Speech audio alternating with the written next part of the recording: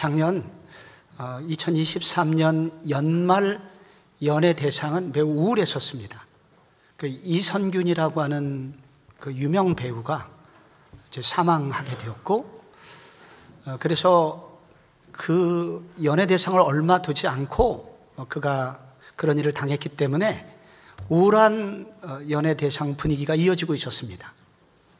그런데 동시에 그분이 출연했었던 작품들이 재조명되기도 하였었습니다. 이선균 씨가 그 주연을 한 드라마 중에 파스타라고 있습니다. 이탈리안 유명 레스토랑에 유명한 셰프 이선균이 나오고 그를 사랑하는 배우 또 여배우 공효진이 나옵니다. 그런데 이 레스토랑은 워낙 유명해서 이 셰프에게 배우기 위해서 많은 문화생들이 모여듭니다. 여기서 배우기만 한다면 자기도 나가서 좋은 셰프가 될 거라는 그런 소문이 있었기 때문입니다. 그래서 주방 보조 되는 것도 쉬운 일이 아닙니다. 그런데 어느 날 이제 주방 보조를 뽑는 날이 되었습니다. 셰프 이선균이 수건으로 눈을 가립니다. 그리고 같은 시간에 같은 국수를 주고 삶아 오는데 3시간, 4시간이 지나도 불지 않는 국수를 누가 삶을 수 있을 것인가? 그것이 시험 과목이었습니다. 한 사람씩 한 사람씩 국수가 지나갑니다. 그런데 아무 반응이 없다가 어느 자매가 내민 국수 그릇을 먹다가 갑자기 이렇게 말합니다. 너 누구냐? 나랑 같이 일하자. 하고 두건을 벗으니 배우 공효진이었습니다. 주방장이 이 정도예요. 그렇다면 우리 주님은 어느 정도일까? 저는 생각을 해보게 되었습니다. 예수님께서 지금 전도여행을 마치시고 가버나움이라는 도시에 오셨습니다. 백성들이 크게 환영하였고 많은 사람들이 몰려들었습니다. 이때 회당장 야이로라고 하는 사람이 딸이 죽기 직전에 위기를 당하게 되었고, 그래서 예수님께 딸아이를 위하여 기도해달라고 부탁을 합니다. 그래서 예수님이 그 야이로와 함께 그 집을 향하여 가고 있는 중입니다. 그런데 오늘 본문에 보니까 얼마나 사람이 많은지 애워싸 밀더라 라고 기록이 되어 있습니다. 누가복음 병행 9절에는 밀려들더라 라고 되어 있는데 이것은 질식사할 정도로 사람이 많다는 그런 단어입니다. 그렇게 어마어마한 인파가 예수님 주변에 몰려들고 있었습니다. 그런데 그 인파 속에서 한 여인이 예수님의 옷을 만졌습니다. 그런데 이 여인은 12년 동안 혈류증이라는 병을 앓고 있었는데 놀랍게 예수님의 옷자락을 만지는 순간 즉시 혈류가 멈추게 됩니다.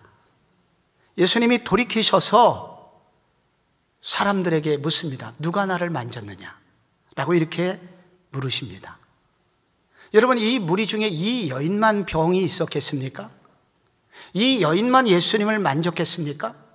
많은 사람들이 자기 병도 낫게 해달라는 소원을 가지고 예수님 주변에 몰려들었지만 그날 치유받은 여인은 바로 이 여인입니다.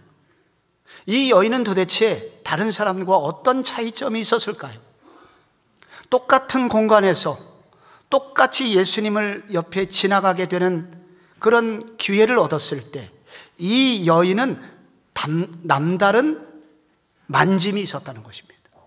그래서 예수님께서 그 여인을 그 사람들에게 누가 나를 만졌느냐 이렇게 물으시는 것입니다. 우리는 한 예배당에서 같은 찬송을 드리지만 그러나 예수님께서 누가 나의 마음을 움직이는 찬송을 불렀느냐 돌아보시는 일도 있을 것이고, 같은 말씀을 들었고 예배를 드리지만 누가 나에게 정말 예배자인가? 라고 예수님께서 우리에게 묻고 계시는 것과 비슷한 것입니다. 초대교회 문서 중에 니고데모가 전한 복음이라는 전승이 있습니다. 이 책에 따르면 여기 오늘 이 여인의 이야기가 나오고 이 여인의 이름이 베로니카라고 등장합니다. 그러니까 이 여인은 초대교회에서 이날을 기점으로 해서 매우 유명한 여인, 영향력 있는 일꾼, 유명한 권사님이 되셨다는 것을 우리가 알게 됩니다. 그래서 이 권사님이 이와 같은 간증을 토대로 해서 오늘의 이 기사가 마가복음에게 기록이 된 것이죠. 매주일 6만 교회 이상의 한국 교회에서 같은 시간에 예배가 드려집니다. 그러나 모든 예배자들에게 이렇게 주님이 말씀하시지는 않는다는 거예요. 누가 나를 만졌느냐? 새벽마다 수백만 명이 새벽마다 기도를 드리지만은 모든 기도가 같은 기도는 아니라는 거예요. 누가 나의 마음을 움직이는 기도를 드렸느냐? 누가 나를 만졌느냐? 그렇게 주님이 찾으신다는 것입니다. 이 여인의 만짐을 통해서, 주님의 터치를 통해서 오늘 주님께서 우리 모두에게 알려주시려고 하는 것이 있습니다. 정말 주님의 은혜가 흘러 들어가게 하는, 누가 나를 만졌느냐의 은혜를 받는 사람이 되려면 어떻게 해야 되는지를 알려주고 계신 것입니다. 먼저 우리 주님은 우리의 아픈 세월의 무게를 알고 계시는 주님이시다 알려주십니다. 이 여인이 12회를 혈류증으로 고생했다고 합니다. 여기서 혈류증은 유출병이고 이것은 부인병 중에 하나입니다. 자궁에서 피가 멈추지 않는 것입니다. 이렇게 12년 동안 이 병으로 고생을 했습니다. 그 결과 26절에 보면 많은 의사에게 많은 괴로움을 받았고 가진 것도 다 허비하였으되 아무 효험이 없고 도리어 더 중하여졌던 자에, 오늘날처럼 차트가 있는 것이 아니기 때문에 의사들을 만날 때마다 자신의 아픈 얘기를 했어야 했고, 부인병이니까 옷을 벗어야 했고, 어떤 의사에게는 희롱을 당하기도 했다는 것입니다. 마가복음을 연구한 학자들에 따르면 당시 의사들은 말똥에서 채취되는 곡식알을 먹으면 이런 병에 효염이 있다고 믿었다고 합니다. 그래서 이 여인은 결국 똥을 먹어야만 했습니다. 효과가 있을 리가 없습니다. 짐승의 똥을 통해서 들어온 바이러스를 통하여 이 유출병은 더욱 심각해졌을 것입니다. 재산을 다 허비했다고 합니다. 과도한 약을 먹으라고 했기 때문에 이제는 재산까지 탕진하게 되었다고 합니다.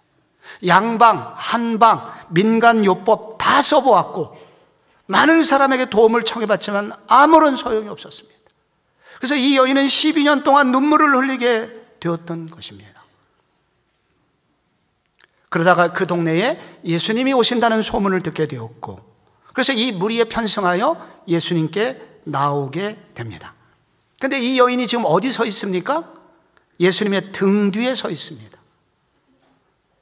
아니, 고침을 받으려면 예수님 앞에 나와야지 왜 등 뒤에 가 있었을까요? 그것은 레위기의 율법 때문입니다. 레위기 15장에 보면 유출병자는 나병과 같은 질병으로 분류가 되었습니다. 부정한 질병으로 여겨졌던 것입니다. 그래서 이런 여인이 공동체 안으로 들어오는 것이 허용되지 않았고 발각되면 큰 비난을 받게 되는 일입니다. 그래서 지나간 12년 동안 이 여자가 가장 많이 들었을 법한 말이 있다면 꺼져라는 말입니다. 꺼져버려. 그녀는 그동안 오랜 많은 사람들에게 거절당해왔고 꺼짐을 당하라는 말을 들어왔기 때문에 이 예수님께도 두려운 마음이 있었습니다. 그래서 그녀는 예수님 등 뒤에 가서 옷자락을 만졌던 것입니다. 이 여인이 다른 사람들하고 달랐던 것은 무엇일까요? 이 여인은 간절함이 달랐다는 것입니다. 그동안 지난 세월 12년의 아픔의 세월은 다른 사람들 누구와도 비교할 수 없는 아픔이었고 그 아픔으로 인하여 이 여인의 간절함은 더했던 것입니다. 이 세월의 아픔의 무게를, 고난의 눈물의 무게가 이 여인은 다른 사람하고 달랐던 것입니다.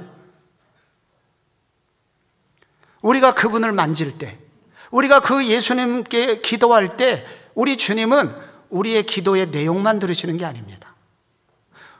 우리가 어떤 아픔을 겪고 있으며 우리가 어떤 눈물을 가지고 있는지, 우리의 모든 과거가 어떤 형편이었는지를 알고 계신다는 것입니다. 우리의 마음의 중심을 알고 계시며 우리가 겪었던 아픔의 크기와 그 눈물의 농도가 어떤지를 우리 주님이 알고 계신다는 겁니다. 그 눈물의 농도를 가지고 예수님을 만지자 예수님께서 그 여인을 치료해 주셨다는 것입니다. 2010년 봄이었습니다. 제가 우리 교회 부임한 지 바로 다음에 오후 예배마다 2달에 한 번꼴로 저희들이 헌신 예배를 드렸는데, 그때는 우리 권사님들이 대부분 모여 계신 나이 드신 권사님들의 헌신 예배 중이었습니다. 설교가 끝났고 제가 광고를 하기 위해서 올라와서 광고를 하다가 그만 눈물이 쏟아지기 시작했습니다. 이 눈물은 멈출 줄을 몰랐고, 그래서 나중에 제가 어떻게 울었냐면 엉엉 울었습니다. 그러다가 헉헉 울었습니다. 권사님들이 당황했고 저는 더 당황했습니다. 멈추고 싶었는데 이게 안 멈춰지는 거예요. 그래서 간신히 예배 이제 축도를 마치고 그 다음날 새벽부터 제가 왜 울었는지를 생각하고 기도하게 되었습니다. 그러다가 알게 된 것이 있습니다. 권사님들의 세월의 아픔의 무게가 무엇인지 알게 된 것입니다. 지나간 거의 20년 세월 동안 성복중앙교회가 아픔이 있었습니다. 갈등이 있었고 분열이 있었습니다. 그러는 사이에 사랑하는 성도들이 떠나는 아픔도 있었고, 자녀들이 교회를 나오지 않는 아픔도 있었고, 그리고 주변 이웃들에게 비난을 받고, 그리고 교회의 재기능을 못하는 아픔이 있었습니다. 그러나 그럼에도 불구하고 이 교회는 주님의 교회라고 붙들고 기도했던 그 권사님들의 기도의 모습이 영상이 되어서 제게 새벽에 다가왔습니다. 저는 더 울게 되었습니다. 저는 알게 되었습니다. 우리 주님은 우리의 기도의 내용을 들으시는 것만은 아닙니다. 주님은 우리가 겪었던 아픔이 무엇인지, 내가 겪었던 아픔의 세월이 어떤 세월이신지, 그리고 내가 어떠한 간절함으로 주님께 나오는지를 주님은 알고 계신다는 것입니다. 여러분, 다윗의 시편이 왜 이렇게 많을까요? 시편 56편 8절에 그 이유가 나와 있습니다. 나의 유리함을 주께서 계수하셨사오니 나의 눈물을 주의 병에 담으소서. 이것이 주의 책에 기록되지 아니하였나이까. 우리 주님께서는 다윗의 눈물이 얼마나 많은지 알고 계셨고, 그 눈물이 너무나 많아서 유리병에 담아도 모자랄 판이고, 그런데 그 눈물 한 방울 한 방울의 의미를 책에 기록될 정도로 우리 주님이 그 눈물의 아픔의 내용을 알고 계셨다는 것입니다. 여러분, 오늘 어떤 아픔을 가지고 주께 나오셨습니까? 여러분, 어떤 눈물을 지난주에 흘리시고 여기 오셨습니까? 어떤 마음으로 지나간 세월을 견뎌오셨습니까? 오늘 단지 여러분들이 주여라고 외치는 그 한마디 속에 그 내용만이 아니라 우리 주님은 우리의 이런 아픔의 세월의 무게를 아시고 그 정성과 간절함과 그 눈물의 농도 한가운데 있는 성도의 처지를 아시기 때문에 우리에게 이 여인과 동일한 은혜를 베풀어 주신다는 것입니다. 누가 나를 만졌느냐? 이 여인은 또 무엇이 달랐을까요? 둘째로 믿음으로 만졌다는 것입니다. 30절에 예수께서 그 능력이 자기에게 나간 줄을 곧 스스로 아시고 무리 가운데서 돌이켜 말씀하시되 누가 내 옷에 손을 대었느냐 하시니 예수께서 이르시되 딸아, 내 믿음이 너를 구원하였으니 평안히 가라. 내 병에서 놓여 건강할지어다. 이 여인이 예수님을 만졌을 때 예수님의 능력이 나갔다고 합니다. 그리고 그 능력이 나간 것은 이 여인의 믿음 때문이었다고 말씀합니다. 그럼 이 여인은 도대체 무엇을 믿었을까요? 이 여인의 믿음이 있었다는 것은 도대체 어떤 믿음일까요? 이 여인은 어떤 믿음을 가졌길래 예수님의 몸 안에 있는 능력을 가져다 쓸 수 있었을까요? 이 능력이라는 단어가 복음서에서 많이 나오지는 않습니다. 오늘 예수님의 능력이 나갈 때 능력은 헬라어로 두나미스라는 단어인데 이 단어는 사도행전에서는 많이 쓰이죠. 복음서에서 많이 나오지는 않습니다. 그런데 누가복음 1장에 그 능력이란 동일한 단어가 나옵니다. 마리아가 임신을 하게 된 것입니다. 남자를 알지 못하는 상황인데 아이를 갖게 된 것입니다. 있을 수가 없는 일이죠. 그때 천사가 나타나서 하는 말이 누가복음 1장 35절에 기록되어 있습니다. 천사가 대답하여 이르되 성령이 내게 임하시고 지극히 높으신 이의 능력이 너를 덮으시리니 이러므로 나실 바 거룩한 이는 하나님의 아들이라 일컬어지리라. 천사 가브리엘이 마리아에게 하나님의 말씀을 전하고 있습니다. 그런데 이 능력은 무슨 능력입니까? 처녀가 아이를 낳게 되는 능력입니다. 있을 수가 없죠. 이것은 한 경우에만 가능합니다. 창조의 하나님이 역사하실 때만 가능합니다. 창조주 하나님은 무에서 유를 창조하실 수 있는 하나님입니다. 그래서 여기 이 능력이라는 것, 마리아가 믿었던 이 믿음과 이 여인의 믿음은 동일한 것입니다. 이 여인은 예수님을 창조주 하나님으로 믿었다는 것입니다. 예수 그분은 아무것도 없는 중에 있게 하실 수 있는 분, 창조주 하나님이시라고 이 여인은 믿었다는 것입니다. 이 능력이라는 단어가 또 한 군데 나옵니다. 그것은 누가복음 4장에 성령의 능력을 설명하고 그 능력을 구체적으로 누가복음 4장 18절이 구현을 합니다. 주의 성령이 내게 임하셨으니 이는 가난한 자에게 복음을 전하게 하시려고 내게 기름을 부으시고 나를 보내사 포로된 자에게 자유를, 눈먼 자에게 다시 보게 함을 전파하며 눌린 자를 자유롭게 하고, 여기 포로된 자는 마귀에게 붙들린 자를 말합니다. 1세기에 정신적인 문제로 고난을 당하는 많은 사람들이 있었습니다. 오늘날 우울증, 조울증 이런 병들이죠. 바로 그런 분들이 있었는데 그런 포로된 자를 자유케 할 수 있는 능력이 예수에게 있다는 표현입니다. 눈먼 자는 장애인의 대표를 말합니다. 그런 장애의 문제도 주님이 해결할 수 있다는 뜻입니다. 눌린 자를 자유롭게 하고, 이것은 학대받는 자를 말하는 것입니다. 우리 주님은 어떤 분이시냐면 포로된 자를 자유롭게 하고, 눈먼 자를 보게 하고, 눌린 자를 자유롭게 하는, 묶여있는 모든 것들을 풀어 헤쳐서 자유를 줄 수 있는 분, 우리 주님은 그런 분이셔 라고 이 여인이 믿었다는 것입니다. 그런데 이런 능력을 얻기 위하여 이 여인이 무슨 착한 일을 했을까요? 한 게 없습니다. 이 여인은 아무것도 한 게 없어요. 딱 한 가지, 이런 문제를 가지고 예수님의 긍휼함을 얻기 위하여 예수께 나왔다는 것, 이거밖에 이 여인은 한 것이 없었습니다. 그래서 이 여인이 가진 믿음의 정체는 무엇이냐면 예수님이 누구신지, 그분이 어떤 분이신지 알았다는 것입니다. 무턱대고 주님께 나간 것이 아니라 우리 그 예수님이 이런 분이시라는 것, 창조의 하나님이시라는 것, 눌린 자를 자유롭게 할 수 있는, 학대받는 자를 고쳐줄 수 있는, 마귀에게 붙들린 자도 해결해 주실 수 있는 능력의 주님이 우리 주님이시라는 것을 이 여인이 알고 있었고 믿고 있었다는 것입니다. 그 예수님에게 자신의 삶을 맡기기 위해서 이 여인이 나온 것입니다. 그래서 존 놀랜드라는 유명한 복음서 학자가 있습니다. 이분은 이 복음서의 능력을 연구하다가 이렇게 정리를 했습니다. 여기서 능력이 나갔다는 것은 능력 자체이신 그분이 그 속으로 들어가게 하신 것이다. 이 여인은 그런 예수님을 인격적으로 모셔드린 것이다. 우리도 예수를 이렇게 믿어야 한다는 것입니다. 찬송하다가 교회에서 뜨겁게 찬송을 하다 보면은 몸에 열이 납니다. 막 박수를 치면 우리 나도 모르게 막 땀이 납니다. 그러던 순간 내 몸에 있는 병도 고쳐지는 때가 있습니다. 왜 고쳐졌을까요? 우리가 박수를 심하게 쳐가지고 열이 나갔고 그래서 고쳐진 게 아니라는 겁니다.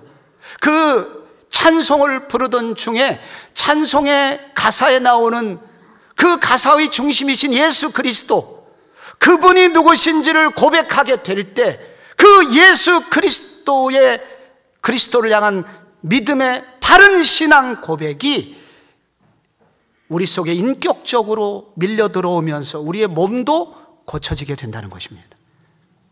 기도하다가 치유가 역사가 일어나는 경우가 많습니다. 그 이유는 기도에 능력 있는 기도하는 사람이나 그 열정이 아니라 기도를 드리는 그 두 사람 사이에 그들이 꼭 만나야 하는 주인공 예수 그리스도, 그분이 누구신 줄 알고 이분이 고치실 수 있는 분임을 신뢰하는 마음으로 기도할 때 그 주님의 능력으로부터 치유의 역사가 나타나기도 하는 것입니다.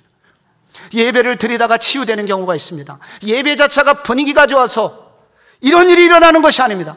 우리의 예배를 받으시는 분이 누구신 줄 알고 그분을 높이게 되자 그 인격이신 주님이 우리 속에 임재하시면서 우리의 약한 부분도 고쳐주시는 것입니다. 사도신경 암송하다가 변화되는 사람, 주기도문 외우다가 변화되는 사람이 있습니다.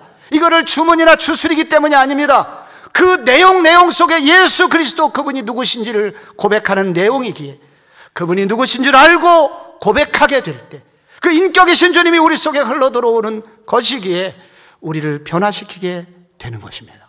그러므로 성도 여러분, 기도라고 똑같은 기도가 아닌 것입니다. 믿음으로 기도해야 됩니다. 예배라고 똑같은 예배가 아닙니다. 주님을 인격적으로 인정하고 그 주님을 높이고자 하는 예배가 참 예배인 것입니다. 찬송이라고 같은 찬송이 아닙니다. 이 찬송과 가사에 나오는 그분이 누구신지를 알고 그분을 높이고자 할 때 우리 주님은 우리 속에 동일한 역사가 일어나도록 도와주십니다. 그래서 히브리서 기자는 말하기를 하나님께 나아가는 자는 반드시 그가 계신 것과 그가 자기를 찾는 자들에게 상 주시는 이심을 믿어야 할지니라. 이것이 우리 모두 다 걸어가야 되는 길입니다. 마지막으로 이 여인은 무엇이 차이가 있었을까요? 소명자로 살겠다는 결단으로 예수님을 만졌기 때문입니다. 예수님이 지금 시간이 급한데 야이로의 딸이 숨 넘어가고 있는데 예수님이 자꾸 시간 끌기를 합니다. 그래서 누가 나를 만졌느냐고 자꾸 두리번거리시고 찾으시는 것입니다. 근데 그 결과 어떤 일이 벌어졌습니까? 33절에 보니까 여자가 자기에게 이루어진 일을 알고 두려워하여 떨며 와서 그 앞에 엎드려 모든 사실을 여쭈니 예수께서 이르시되 딸아 내 믿음이 너를 구원하였으니 평안히 가라 내 병에서 놓여 건강할지어다. 결국 이 여인은 자신의 신분을 드러나게 됩니다. 이 여인은 자신을 드러내고 싶지를 않았습니다. 조용히 그냥 은혜만 받고 가고 싶었습니다. 그런데 예수님은 결국 이 여인을 찾아내셨고 이 여인을 드러내서 고백하게 하셨습니다. 그래서 이 여인은 자기도 모르는 사이에 억지 간증을 하게 된 것입니다. 그래서 자기가 누구이신지 밝혀야만 했고 그리고 자기도 모르는 사이에 자기의 신앙 고백, 내가 병이 고쳐진 것은 우연이 아니라 여기 계신 예수님 때문에 그분의 능력이 내 속에 흘러들어와서 내가 이렇게 고침을 받았다고 신앙 고백을 하는 여인이 된 것입니다. 그때 어떤 축복을 받았습니까? 이 여인이 내 믿음이 너를 구원하였으니 평안히 가라고 하십니다. 여기서의 너를 구원했다는 말은 건강만이 아니라 영혼의 구원까지 받게 된 것입니다. 천국 백성이 되었다는 것입니다. 이 여인이 그렇게 믿음의 고백을 공개적으로 하는 그 순간 이 여인의 믿음은 천국 가는 믿음이 된 것입니다. 또 하나, 가라라고 예수님 말씀하십니다. 가라 내 몸에서 네가 건강하여질지어다 라고 가라고 합니다. 이 가라는 단어는 복음서에서 굉장히 중요한 단어예요. 마태복음 28장의 마지막 구절에도 그러므로 너희는 가서 모든 민족을 제자로 삼아 가라고 나오죠. 이것은 이 여인에게 증인의 사명을 맡기셨다는 것입니다. 그래서 이 여인은 그날 자기는 숨고 싶었고 조용히 예수 믿고 싶었지만 예수님이 억지로 자신을 드러내셔서 억지 간증을 하게 하시고 신앙 고백을 하게 하심으로 이 여인은 천국 백성이 되었을 뿐만 아니라 증인의 소명이 있다는 사실을 알게 되고 평생 그날 이후로 복음을 전하면서 살게 되었고 그 결과 초대교회의 유명한 권사님까지 되었다는 얘기를 기록하고 있는 것입니다. 예수님 왜 이렇게 하셨을까요? 조용히 예수 믿겠다는 사람을 왜 억지로 끌어내서 공개적으로 사람들에게 알리고 신앙 고백을 하게 하고 그에게 증인의 사명을 맡겼을까요? 교회에서 이렇게 질문하시는 분이 있습니다. 목사님, 우리 남편은 숫기가 없어요. 그러니까 속으로는 잘 믿는 것 같은데 겉으로는 드러내는 것을 부끄러워해요. 그렇게 겉으로 고백을 잘 안 해도 그냥 예수 믿은 것으로 하고 세례 좀 베풀어 주실 수 있나요? 이렇게 물으시는 분이 있습니다. 로마서 10장이 이 질문에 대해서 답을 하고 있는 것입니다. 내가 만일 내 입으로 예수를 주로 시인하며 10절 사람이 마음으로 믿어 의에 이르고 입으로 시인하여 구원에 이르느니라. 마음으로 믿을 때 만으로 끝나는 것이 아니라 입으로 고백할 때 구원이 완성된다는 그런 뜻입니다. 입으로 고백을 해야 된다는 거예요. 왜 그럴까요? 왜 입술로 고백하지 않으면 구원이 임하지 않는 걸까요? 그것은 1세기의 분위기 때문에 그렇습니다. 1세기에는 세례받기 위해서 세례를 받으려면 강으로 나와서 세례를 받아야만 했습니다. 그러면 많은 마을 주민들이 저 사람이 세례를 받는지 다 알게 됩니다. 그래서 자신을 공개하는 것이 되고, 그래서 공개하면서 세례를 받게 되면 세례를 받는다는 것은 무엇이냐면 나는 앞으로 마을 사람들에게 핍박을 당한다 하더라도 예수님을 믿을 겁니다. 예수님은 나에게 그렇게 소중한 분입니다. 예수님이 나의 주인이 되셨습니다 라고 죄인이 변경됐다는 것을 만천하에 고백하는 시간, 그것이 바로 세례를 받는 시간이고 그것이 바로 고백의 시간인 것입니다. 그런 믿음의 고백이 없이는 진정한 믿음이 아니기 때문에 세례를 받을 수가 없는 것입니다. 결혼식장까지 와가지고 둘이 제가 주례를 많이 하니까 묻습니다. 신랑 많은 증인들 앞에서 이 자매를 사랑하는 것을 확실히 서약합니까? 가만히 있으면 어떻게 됩니까? 무효가 됩니다. 결혼식 끝납니다. 많은 증인 앞에서 이렇게 예수님을 공개적으로 인정하고, 그리고 이분이 나의 주인입니다, 이분이 나의 영원한 신랑이십니다 라고 이렇게 고백을 할 때 그때 진정한 믿음이 있는 것이고, 그 믿음의 고백을 보시고 하나님이 그의 영혼을 구원해 주신다는 겁니다. 그리고 영혼의 구원을 주실 뿐만 아니라 동시에 이 믿음은 우리에게 증인이 되는 소명자로 살도록 우리를 이끌어 주신다는 것입니다. 주님은 이 여인을 그래서 들추어내신 것입니다. 신앙생활은 숨어서 하는 것이 아니다. 진정한 믿음은 공개적인 것이어야 되고 진정한 신앙은 고백되어져야 되는 거야 하면서 이 여인을 공동체, 공적인 자리에 세우셔서 고백을 하게 하신 것입니다. 오늘 우리 교회는 2부 예배 때 이제 세례식이 곧 진행이 됩니다. 여기 계신 많은 성도님들도 세례를 받으신 분이 계실 겁니다. 여러분, 세례는 도대체 무엇일까요? 그것은 지금부터 나의 주인은 예수님입니다 라고 공개적으로 많은 사람 앞에서 고백하는 것입니다. 예수님을 부끄러워하지 않고 자랑하겠다는 선언의 시간인 것입니다. 그리고 세례를 받았다고 하는 것은 세례받은 이후에 나는 다른 사람이 되어서 세상 사람과 구별된 삶을 살 것이고 예수님이 나의 주인이 되셨다는 것을 많은 사람들한테 증거하며 살겠습니다라는 고백이 바로 세례식 속에 들어있는 것입니다.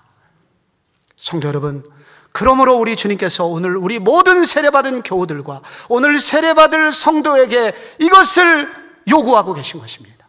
너 혼자 조용히 예수 믿어서는 안 된다. 너는 공개적으로 예수 믿는 사람임을 많은 사람에게 알려야 되고, 너의 사명은 너 하나 예수 믿는 것으로 끝나서는 안 되고 많은 사람이 너 때문에 예수 믿도록 해야 된다. 증인의 소명자임을 우리 모두에게 일깨워주고 계신 것입니다.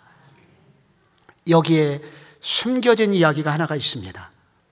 구약의 율법은 부정한 여인에게 손을 대면 그 부정함이 만진 사람에게 임하게 됩니다. 그런데 그날 단지 치유를 받은 기쁨 때문에 이 여인은 감격스러워서 집으로 돌아갔는데 얼마 후에 이 여인은 자기가 왜 고침을 받았는지 진짜 그 이유를 알게 됩니다. 바로 예수님께서 십자가를 지시고 골고다 언덕에 올라가시게 됐다는 소식을 듣게 되면서부터입니다. 예수님께서 십자가를 지고 올라가실 때 많은 여인들이 그 뒤를 따라가면서 울었습니다. 예루살렘의 딸들아, 나를 위하여 울지 말고 너와 내 자녀를 위해서 울어라 말씀하셨죠. 그 울고 있는 여인의 무리 중에 초대교회 문서는 그 베로니카 권사도 들어있었다고 합니다. 그때 비로소 이 여인은 알게 됩니다. 나의 피 흘림이 멈춰진 이유, 유출병이 끝난 이유를 알게 됩니다. 나의 이 피 흘림을 멈추기 위해서 예수님이 대신 피를 흘려주셨구나. 예수님께서 나의 피 흘림의 이 질병을 고쳐주시기 위해서 예수님이 저렇게나 많은 피를 흘려주신 것이구나. 예수님의 피 흘리신 덕분에 내가 고침을 받게 된 것이구나. 이 여인은 비로소 알게 됩니다. 그래서 이 복음을, 이 사실을 깨닫고 난 이후에 이 여인은 그 이후부터 무서울 것 없이 복음의 증인이 되고, 바로 베로니카 권사, 그 유명한 초대교회 권사님도 된 것 같습니다. 1940년대에 결혼도 하지 않은 처녀의 몸으로 일본 국회 앞에 가서 회개하지 않으면 일본은 망한다, 신사참배 조국의 조선에 강요하지 마라, 용기 있게 외친 인물이 있습니다. 안희숙 사모입니다. 결국 이분은 감옥에 갔고 사형 선고를 받았고, 사형 집행 며칠 전에 광복이 왔고, 그래서 풀려난 이후에 목사님, 사모님이 되셨습니다. 이분은 원래 북한 땅에 있을 때 음악 선생님이었습니다. 선생님과 학생들 전원, 그리고 학교 관계자들, 일본인과 일본 형사들이 있는 가운데 매주일 그들은 신사 앞에서 절을 하도록 되어 있었습니다. 근데 그때 꼿꼿이 그때 서서 절하지 않았던 유일한 자매가 바로 안희숙 선생님이었다고 합니다. 그리고 그런 꼿꼿한 신앙을 지키다가 감옥 갔고 결국 많은 고난을 당했지만 그분 때문에 많은 사람이 예수를 믿게 되었죠. 안희숙 사모가 이렇게 살도록 영향을 준 인물이 있습니다. 최권능 목사님이라고 있습니다. 예수천당 불신족을 외치던 분이죠. 이분이 이 안희숙 자매를 젊은 시절 어느 날 만나서 이렇게 도전을 했다고 합니다. 당신 벙어리요?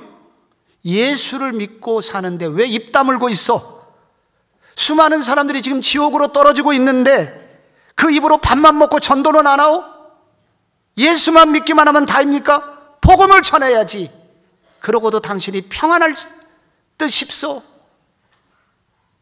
이런 도전의 말씀을 듣고 바로 이 자매가 변화되어서 그렇게 용기 있는 삶을 살고 많은 핍박에도 불구하고 굴복하지 않고 복음의 증인의 사명을 그 시대에 다했다고 합니다. 이 사모님이 외국의 그 복음성가를 번역해서 한국교회에 유명해진 찬양이 있습니다. 내일 일은 난 몰라요, 장래일도 몰라요. 여기 2절을 보면 험한 이 길 가고 가도 끝은 없고 고네요. 주님 예수 팔림이사 내 손 잡아 주소서 하면서 순교자의 신앙 따라 주신 소명 이루소서 라고 이 번역을 해서 자기도 모르고 많은 사람들에게 소명자의 삶을 살도록 도전하신 것입니다. 성도 여러분, 누가 나를 만졌느냐? 이런 음성을 듣는 성도들이 되시기 바랍니다. 아픈 세월의 눈물을 아시는 주님께 진정한 믿음으로 인격적으로 예수님을 믿으면서 나아갈 때, 그리고 주님 나 하나 예수 믿는 것으로 끝나지 않고 복음의 증인되는 소명자로 살겠습니다. 이 사명을 감당할 수 있게 도와주소서. 그렇게 신앙생활을 하려고 할 때 우리 주님의 칭찬이 우리 모든 성도들의 칭찬이 될 줄로 믿습니다.